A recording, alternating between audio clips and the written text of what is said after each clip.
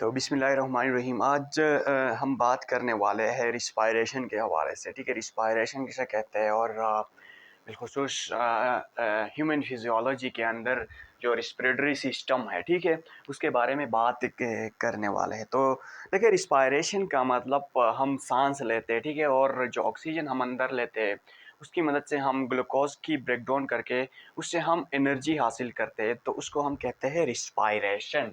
ठीक है, तो रिस्पायरेशन में हम बिलखुसूस आज ह्यूमन के अंदर रिस्पिरेटरी सिस्टम के बारे में बात करने वाले हैं। देखें, ह्यूमन के अंदर कैसी सिस्टम मौजूद है जिसकी मदद से वो ऑक्सीजन को अंदर लेता है और कार्बन डाइऑक्साइड को वो क्या करता है, रिलीज़ करता है।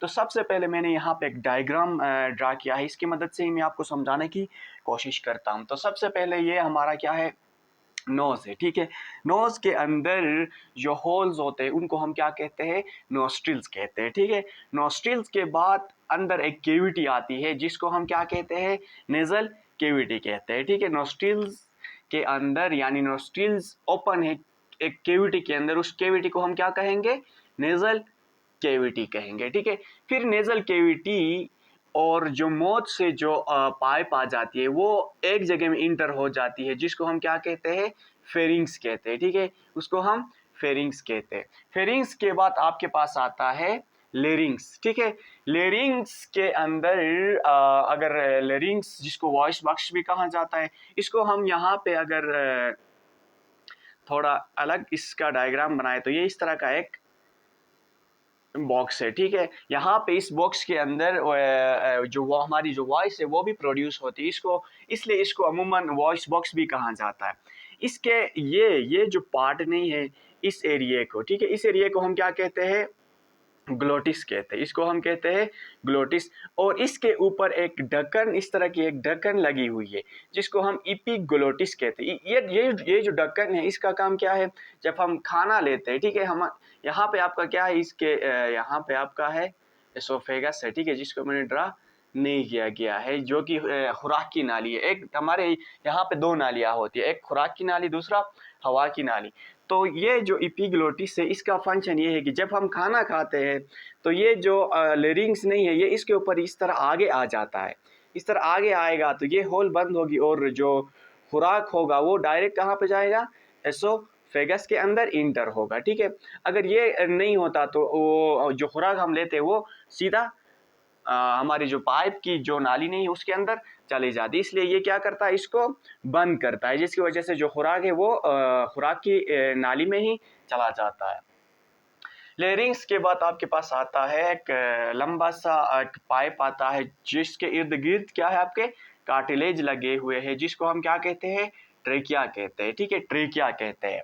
ट्रेकिया यानी ये जो लेरिंग्स का फंक्शन ये है कि ये क्या करते हैं, जो पाइप है इसको कोलेप्स होने से बचाते हैं। देखिए, बाज़ औक़ात हम गर्दन को टेढ़ा करते हैं या इस तरह करते हैं तो उसी दौरान क्या होता है, ये भी टेढ़ा होगा। अगर ये कार्टिलेज नहीं होंगे तो ये बंद, या जब आप गर्दन को टेढ़ा करेंगे तो ये बंद होगा, जिसकी वजह से हम सांस आसानी से नहीं ले सकेंगे। तो ये जो कार्टिलेज है ये क्या करते हैं, इस पाइप को कोलेप्स होने से रोक लेते हैं।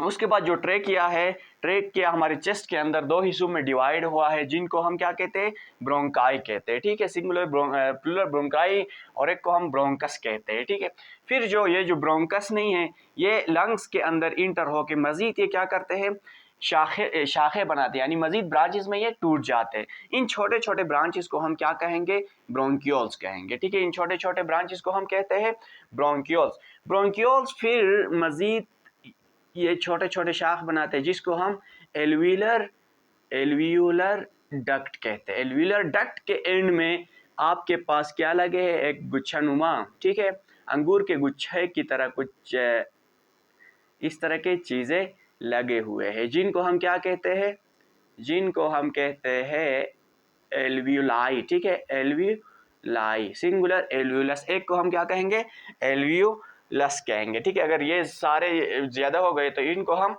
एल्वियोलाई कहेंगे। ठीक है, यानी इस पूरे को, ठीक है, इस पूरे को मैंने यह देखे यहाँ पर ड्रा किया है। ठीक है, ये एल्वियोलाई का एक गुच्छा है जिसको हम एयर सेक भी कहते हैं। ठीक है, तो एयर सेक के अंदर क्या होगा, एल्वियोलाई के अंदर यहाँ पे देखिए, यहाँ पे फिर आपके आर्टरीज भी मौजूद होते हैं, ठीक है। आर्टरीज क्या करेंगे, हार्ट से जो डीऑक्सीजनेटेड ब्लड है उनको कहाँ लाएंगे, लंग्स के इन अल्विलाई के अंदर लाएंगे। अल्विलाई के अंदर जाहिर सी बात है आपने सांस लिया है तो ऑक्सीजन अंदर आएगा, ठीक है। ऑक्सीजन अंदर आके यहाँ पे इस एल्विलस के अंदर क्या है आपका, ऑक्सीजन है, ठीक है। ये जो ब्लड है, ब्लड के अंदर क्या है आपका, कार्बन डाइऑक्साइड है। जाहिर सी बात है डीऑक्सीजनेटेड ब्लड है तो उसके अंदर कार्बन डाइऑक्साइड ज़्यादा होगी। तो यहाँ पे क्या होगा आपका जो ऑक्सीजन है वो डिफ्यूजन की मदद से वो ब्लड के अंदर जाएगा, ठीक है।